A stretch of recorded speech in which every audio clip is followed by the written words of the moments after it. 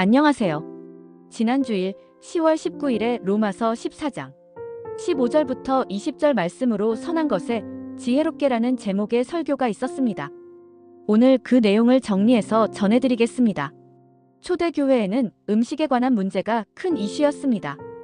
유대교 배경을 가진 그리스도인들이 교회의 대부분을 차지했고 그들에게 음식을 가려 먹는 것은 자신의 정체성을 드러내는 중요한 표현이었습니다. 로마 교회에도 이런 문제가 있었습니다. 15절에서 음식으로 말미암아 내 형제를 근심하게 되면이라고 시작하며 17절에서는 하나님의 나라는 먹는 것과 마시는 것이 아니다라고 말합니다. 초대교회는 이 문제에 대해 이미 결론을 내렸습니다. 유대인 그리스도인들이 음식을 가려 먹는 것은 존중하되 이방인 그리스도인들에게는 강요하지 않기로 했습니다. 하지만 여전히 유대인 출신 그리스도인들이 많았고 이들의 식습관은 많은 사람을 불편하게 했습니다. 그래서 바울은 로마 교회 성도들에게 구원과 하나님의 나라는 먹고 마시는 것에 있지 않고 오직 성령 안에 있는 의와 평강과 희락에 있다고 말합니다. 음식에 대한 소모적 논쟁을 하지 말고 화평하는 일과 서로 덕을 세우는 일에 힘써야 한다는 것입니다. 음식 문제로 서로 비방하지 말라고 말씀하는데 그러려면 두 가지 상황을 고려해야 합니다. 첫 번째는 음식을 가려 먹는 사람들이 있다는 상황입니다. 이럴 때 그들을 설득하려 하지 말고 오히려 더 큰 믿음을 가진 우리가 그들에게 맞추어야 합니다. 그들이 시험에 들지 않도록 우리도 음식을 가려 먹어서 그들이 구원에 이르는데 불편함이 없게 해야 합니다. 또 다른 상황은 음식을 가려 먹지 않는 사람들이 있을 때입니다. 그때 그들의 신앙을 그대로 인정해야 합니다. 그들을 설득하는 데 힘을 쏟지 말고 함께 어떻게 하나님의 말씀을 실천하고 나눌 것인지, 어떻게 더 많은 기도에 힘을 가할 것인지에 집중해야 합니다.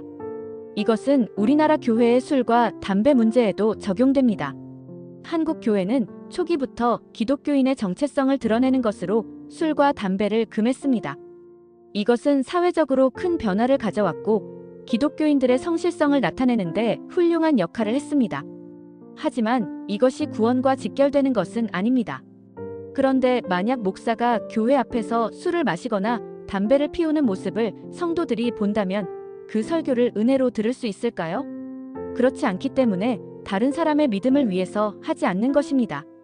이와 반대로 만약 누군가 술과 담배를 하는 사람이 있다면 왜 그래야 하는지 설득하기보다 그리스도인으로 살아가야 할 것들을 가르치고 하나님을 더 깊이 가르치는 일을 해야 합니다.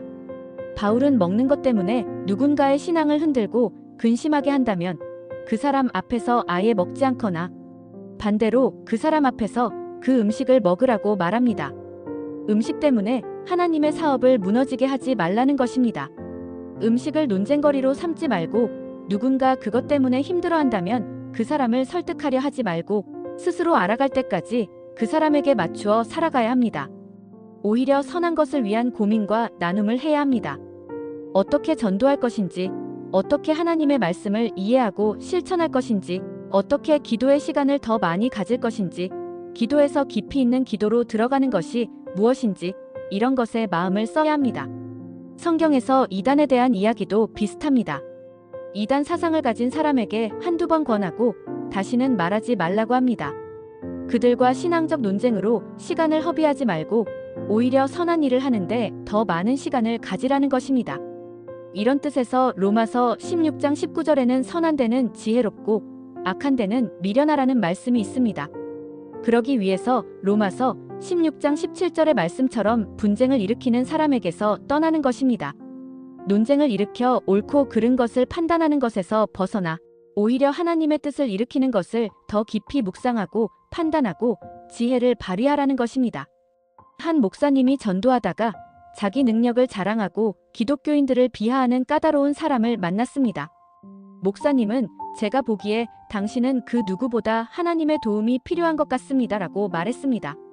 그는 당황하며 급한 전화가 있다고 했지만 목사님은 당신 같은 능력 있는 사람이 1시간도 컨트롤하지 못합니까? 라고 말했고 그는 자신의 능력을 증명하고 싶어서 휴대폰을 껐습니다. 복음을 들은 지 50분 만에 예수님을 영접했습니다. 이 목사님은 그의 자랑이나 기독교 비하에 어떤 논쟁도 하지 않았습니다. 오히려 복음을 전하는 것에 그의 말을 사용할 수 있는 지혜를 발휘했습니다. 기독교를 변호하고 그의 잘못을 지적하는 것이 아니라 복음을 전하는 것에 더 마음을 쏟은 것입니다. 우리가 해야 할 삶이 여기 있습니다. 첫째, 복음에 대한 분명한 이해를 가져야 합니다. 선한 것에 지혜롭게 하기 위해서는 선한 것의 핵심을 분명히 가지고 있어야 합니다. 복음을 분명히 알고 항상 복음에 관심을 두어야 소모적인 논쟁에 마음을 두지 않을 수 있습니다. 그러기 위해 복음의 핵심을 담고 있는 전도 훈련을 받아야 합니다. 어디에서도 복음을 전할 자세를 가지면 소모적 논쟁의 상황에서 복음을 전할 마음을 갖게 되고 선한 것에 지혜로운 삶을 살게 됩니다. 둘째, 보이는 불편한 상황을 비난하는 것에 입을 닫아야 합니다. 다른 사람의 옷차림이나 어떤 집에 사는지에 관심을 두기보다 하나님을 가르치는 삶을 살아야 합니다.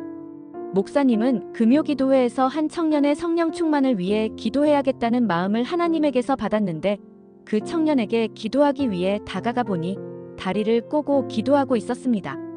목사님의 눈에 좋지 않게 보였고 은혜를 받을 준비가 되어 있지 않다고 판단하고 그냥 지나쳤습니다. 이것은 잘못된 판단이었습니다. 우리는 이런 일을 그만두어야 합니다. 불편해 보이는 마음을 이기고 하나님의 선한 말을 선포하고 하나님이 하실 일을 항상 말해야 합니다. 그래야 주님의 역사가 이루어집니다. 복음의 핵심을 마음에 품고 우리의 판단을 넘어서는 성령의 음성에 귀를 기울여야 합니다. 그래서 소모적인 논쟁에서 벗어나 선한 것에 지혜로운 자가 되어야 합니다.